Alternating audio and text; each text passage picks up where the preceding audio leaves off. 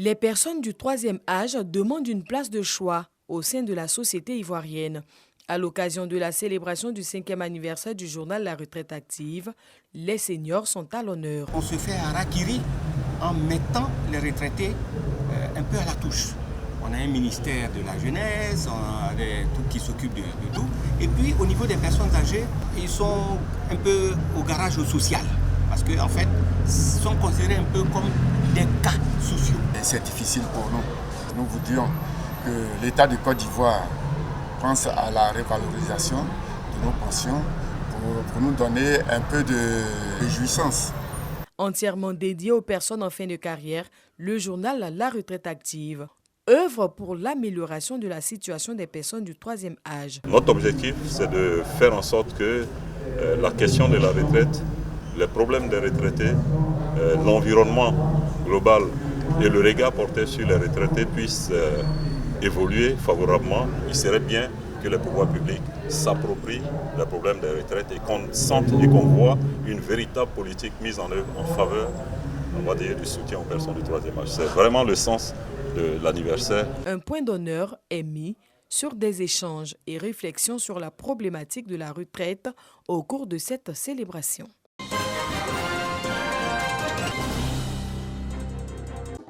Ambiance festive au foyer de jeunes de Niémélé, village du département de Dabakala.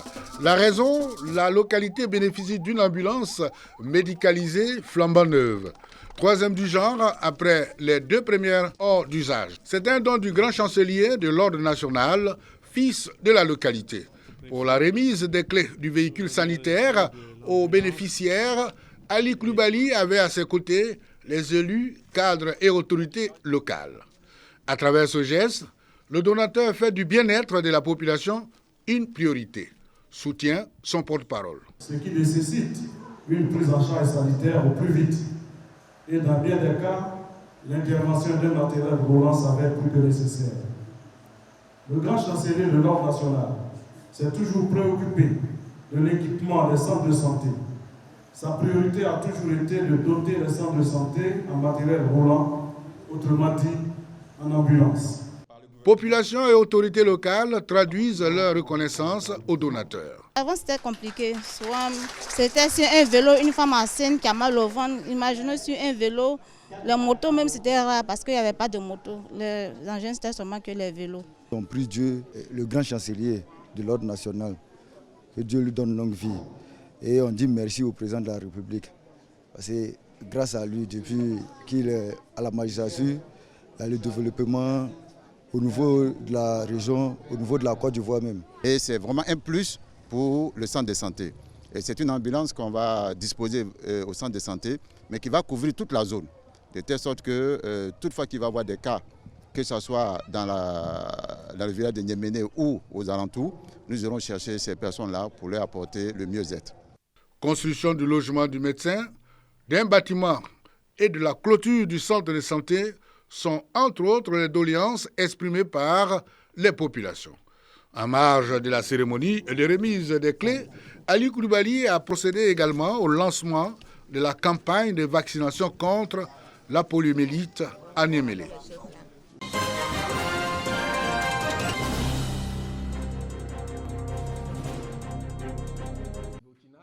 Le 11 novembre prochain, les journalistes culturels de Côte d'Ivoire seront honorés. Cela à l'occasion de la première édition du Grand Prix Cultura, cérémonie de récompense de l'excellence dans le journalisme culturel. Au cours d'une rencontre avec la presse, les organisateurs communiquent les grands axes et articulations du dit événement. Sur une centaine de candidatures, 28 journalistes ont été sélectionnés dans les catégories presse écrite, radio, télévision, presse en ligne. Le prix Cultura concerne déjà les journalistes professionnels. Il faut être journaliste professionnel, il faut être détenteur de la carte de journaliste professionnel. Et donc, les critères de sélection, proposer une production dans un genre, dans les différentes catégories. Le reportage, le portrait. Avec ce prix-là, je pense que ça vient encore pour motiver, pour donner encore plus d'arguments aux journalistes culturels et de mettre en relief leur travail sur les arts et la culture. On a longtemps attendu que cela se fasse. Plusieurs générations sont passées.